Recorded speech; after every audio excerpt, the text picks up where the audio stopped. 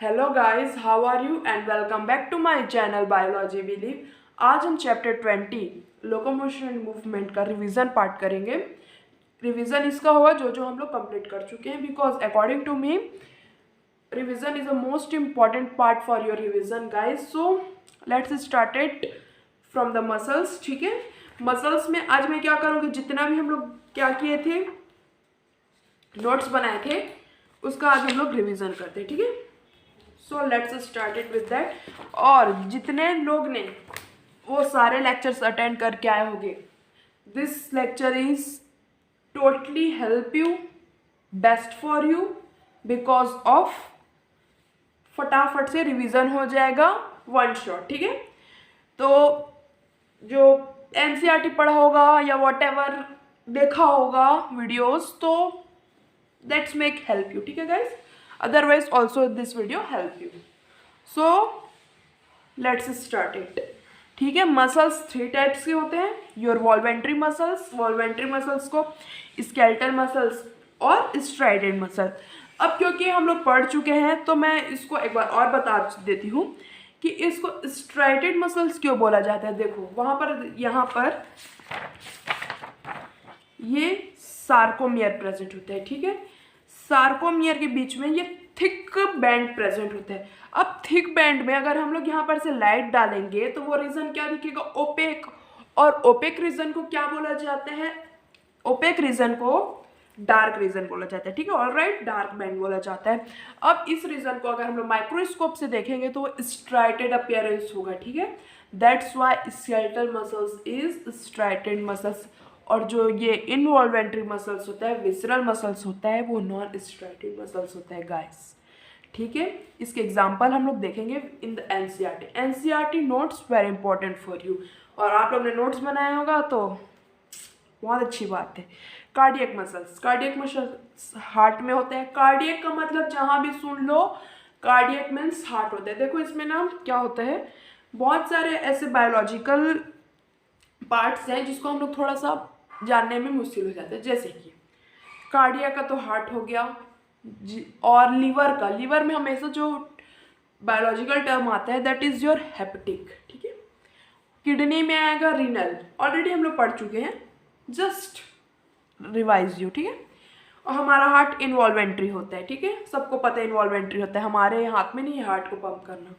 और जो visceral muscles है, विसरल मसल्स जैसे कि डाइजेस्टिव ट्रैक्ट। ठीक है, खाना हमारे काम का है, खाना हमारा काम है, लेकिन डाइजेशन करना ये digestive enzyme to alimentary canal का काम होता है। ऑल राइट गाइस, ठीक है।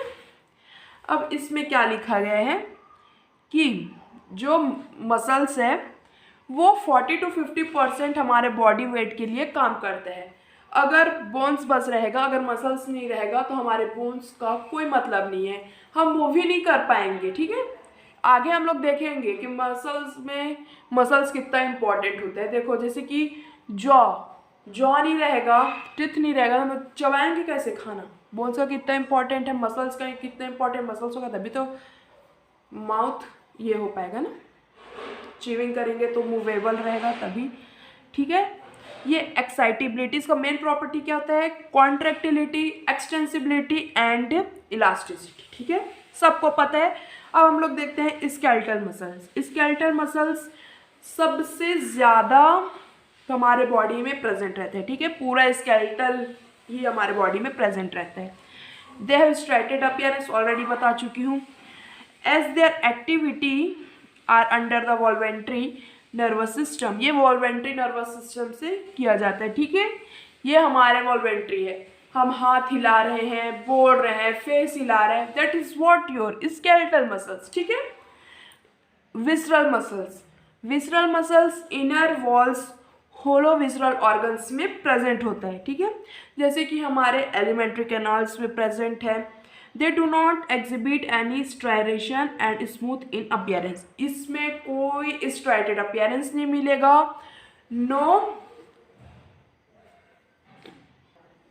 कोई स्ट्राइटेड अपीयरेंस नहीं मिलेगा, that is why that is non and non striated appearance. ठीक है, क्लियर हुआ difference between striated appearance and non striated appearance का। ठीक है, transportation of food through digestive tract, ये सब क्या है, visceral muscle.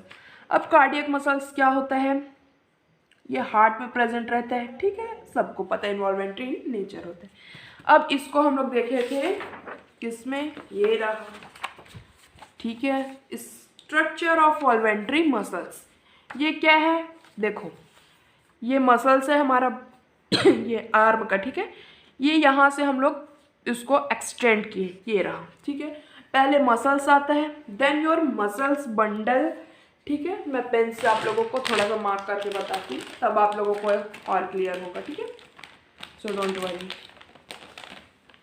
This is what your muscles, ठीक है, ये मसल्स फाइबर है, this is what your muscles, sorry ये मसल्स बंडल है, that is your muscles fibre, that is your myofibril, और मायोफिब्रिल्स के अंदर जो प्रेजेंट होता है इट इज योर मायोफिलामेंट्स, ठीक है। बहुत सारे मसल्स बंडल बन के मसल्स बनते हैं, बहुत सारे मसल्स फाइबर बन के मसल्स बंडल बनते हैं, और बहुत सारे मायोफिब्रिल बन के मसल्स फाइबर बनते हैं, ठीक है। और ये जो यहाँ पर है ऑर्गन्स, हमारे सारे ऑर्गन्स को क्या चाहिए रहता है, प्रोडक्शन। हमने जितने भी लेक्चर में देखे थे सारे ऑर्गन्स को प्रोटेक्शन चाहिए रहता है। हमारा मसल्स भी ऑर्गन है, इसको भी प्रोटेक्शन चाहिए। तो हमारा जो मसल्स का प्रोटेक्टिव लेयर होता है दैट इज योर पेरीमाइसियम, ठीक है। और जो ये मसल्स बंडल का रहता है दैट इज योर एंडोमाइसियम, और यहाँ होता है वो, sorry this is your endomysium, this is your perimysium. All right guys, ठीक है। अब हम लोग देखते हैं मसल्स फाइबर। मसल्स फाइबर ये जो पार्ट है, ठीक है, इसको हम लोग एक्सटेंड करके यहाँ पढ़े थे। ये भी सिलेंड्रिकल पार्ट रहते हैं, ठीक है, मल्टी न्यूक्लिएटेड है, ऑकर इन बंडल। अब इस सार्को, ये प्लेस को क्या बोलते हैं, सार्कोलेमा। सार्कोलेमा मतलब प्लाज्मा मेम्ब्रेन, ठीक है। दिस इज योर टिट्यूब्यूल, ठीक है, दिस इज योर टिट्यूब्यूल। अब यहाँ पर सार्कोलेमा इसलिए बोला जाता है, जो भी मसल्स में आएगा वो दैट इज योर सार्को, ठीक है। तो इसको सार्कोलेमा प्लाज्मा मेम्ब्रेन। यहाँ पर साइटोप्लाज्म प्रेजेंट होता है, साइटोप्लाज्म को क्या बोलते हैं हम लोग, सार्कोप्लाज्म, ठीक है। और जो माइटोकॉन्ड्रिया प्रेजेंट होता है दैट इज योर सार्कोसोम। जैसे कि हम लोग जब पढ़े थे तब हम लोग डिस्कस किया था कि माइटोकॉन्ड्रिया का रोल क्या होता है मेजर। माइटोकॉन्ड्रिया का ये रोल होता है, अगर जितना माइटोकॉन्ड्रिया कम होगा उतना हम लोग थक जाएंगे, ठीक है, क्योंकि जो माइटोकॉन्ड्रिया होता है वो एनर्जी बनाने के लिए, एटीपी बनाने के लिए बहुत हेल्पफुल होता है गाइस, ठीक है।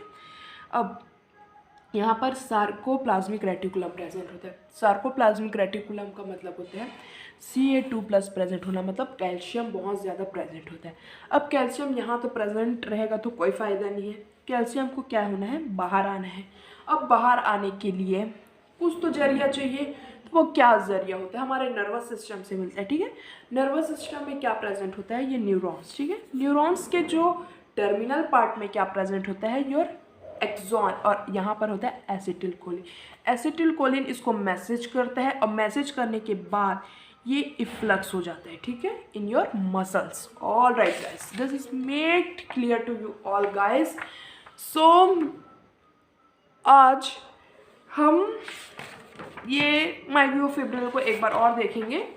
सो फिर उसके बाद नेक्स्ट लेक्चर में बाकी बचा पार्ट को करेंगे और आगे का पार्ट को भी हम लोग करेंगे, ठीक है। तो मायोफिब्रिल्स को भी नेक्स्ट लेक्चर में करते हैं, और हमारा सिर्फ ये टॉपिक बचा है गाइस। ये पूरा कंप्लीट हो चुका है ना, इसमें के यहाँ तक कंप्लीट हो चुका है। उसके बाद आफ्टर ऑल हमारा थोड़ा सा ये बचा होगा। So guys keep study, be happy and thanks for watching.